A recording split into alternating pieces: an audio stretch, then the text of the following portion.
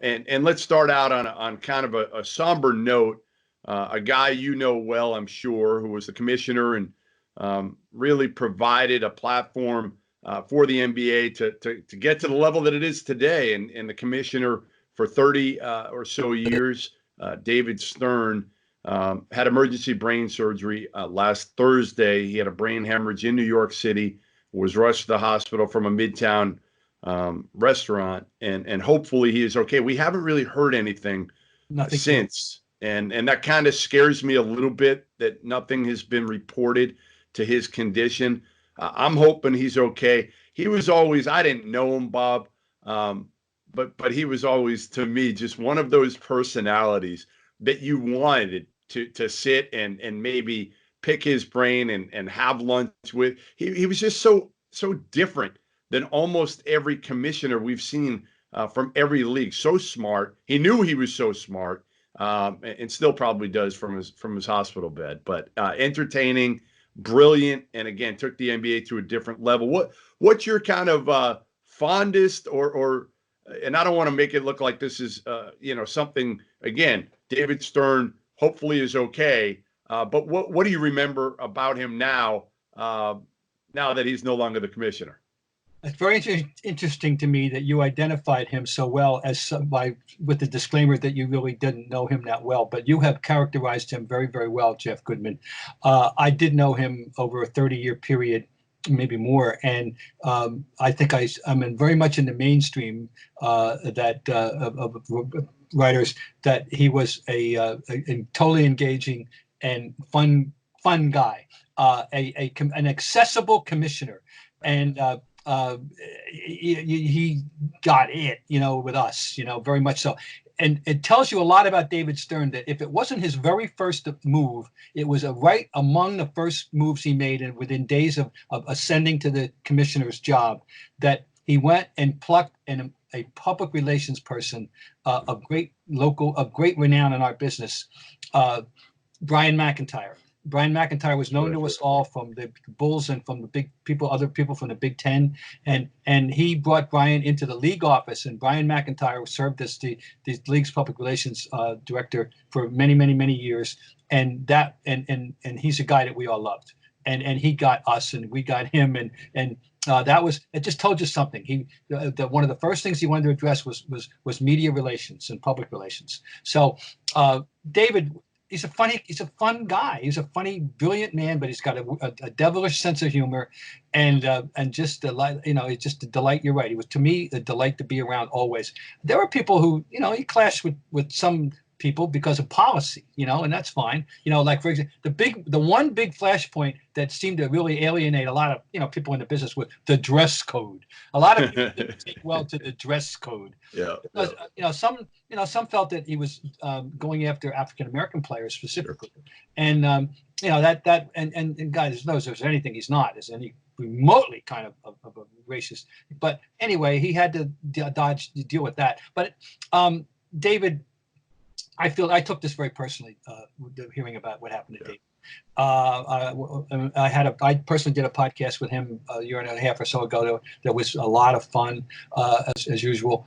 He was a visionary, first, I think, in his job. And you're right. You used the word taking it to another level. He absolutely did usher the NBA into this the global phenomenon that it now is. And he ushered it into that. And he was very humble about it. I remember having a sit down with him in 1996 at the NBA Finals, because I was doing a magazine story, and I sat down with him for a couple of hours at the finals between the Bulls and the Sonics in Seattle, I remember, and he was not taking credit for stuff he had done, but just said, well, I just went and asked questions. I'm not a marketer. I don't know anything about marketing, but guess what? Yeah, he knew a lot about marketing. And one of the things that impressed me at the time was he sought out advice, if you will, and bounce things off other commissioners. He bounced stuff off Roselle and Tagliabue. He bounced stuff off Bud Selig before him, the others. So anyway, that was very interesting too. And of course, he begat Gary Bettman. Gary Bettman was his right-hand man.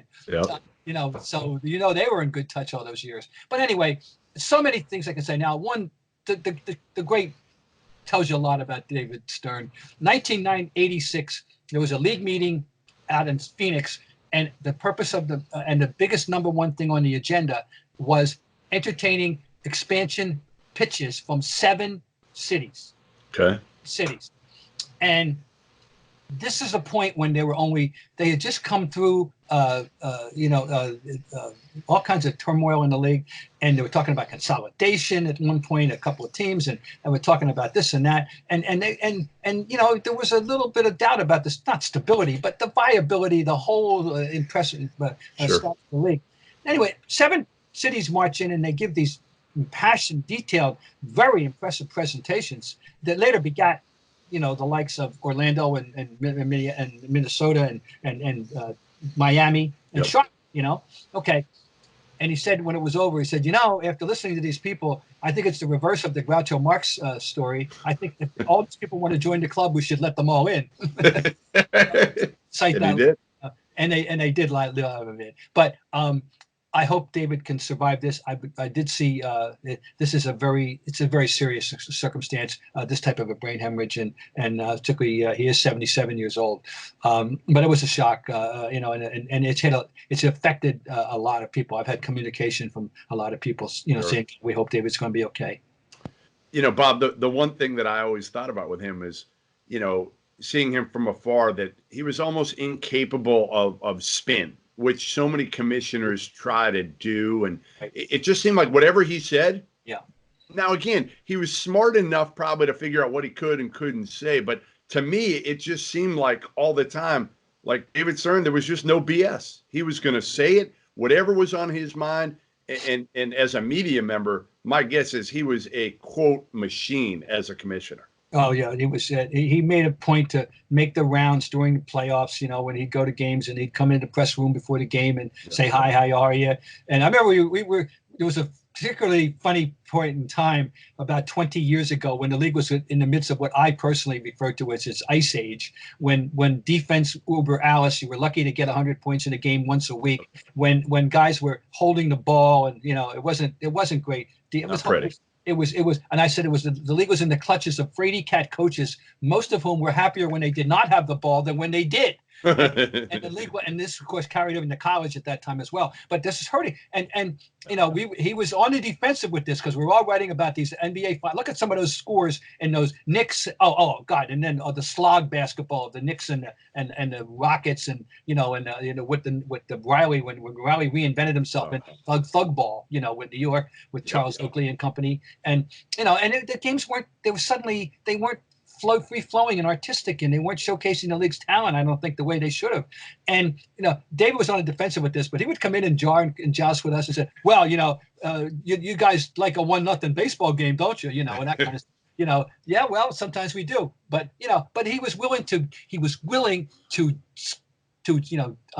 interact with us always. How much of that was off the record stuff? Like he'd come in, he'd spar with you, he'd have a little fun with you. Was it just understood? Because that's the beauty for me when I'm dealing with coaches or league commissioners or whether it's NBA, college, whatever level, is to try to figure. Tom Izzo is a great example. Tom Izzo will say anything. And you feel like when you walk away from him, you don't know if he knows if he was on the record or off the record sometimes.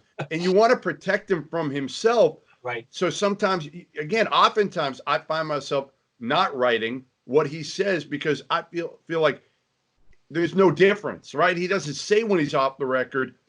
And I wonder how many other people are like that too. With Stern, was that the case ever where he just go and go and go, and you had to determine what was really on or off the record with him? I'd say pretty much that would be the case. Yeah. There was, and of course, it depended on who he was talking to too, but I just think so. Yeah, pretty much so. But he was unlike some people, I just never had I don't have any negative thought about him. Nothing. I mean, really, none. No, never got into it with him about anything. He was good natured. Yeah.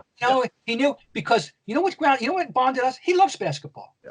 And he knew I love basketball. And anybody who really, you and I know, that in our job, people have to understand this. Sometimes you're doing you're put in a position where you're covering a sport that you totally love and you're proprietary towards it. And other times you covering a sport that you appreciate, you understand it, but it isn't your heart. That's me in football. I'll be honest. Yep. The two I love are baseball and basketball, and I don't know enough about hockey. So I mean, I've never got sufficiently versed as I wanted to be about hockey. But anyway, he knew I was a basketball oriented person, a basketball junkie, quite frankly. And he grew up in New York and in the island of Manhattan, son of a deli owner. I think it was the Upper East Side, and a lawyer, right? He was a lawyer. But he was a Knicks fan. Yeah. We're talking about the Knicks of Ernie Vanderway and Vince Barilla and Carl Braun with the two-hand overhead set shot. Sweetwater Clifton. He grew up with those guys. And then he went to school at Columbia, of course, and on from there. Well, let's hope David Stern can get healthy at 77, and maybe he can even see the Knicks, win a few games. That may be too much to ask for, but the biggest thing, David Stern, get healthy. We miss you.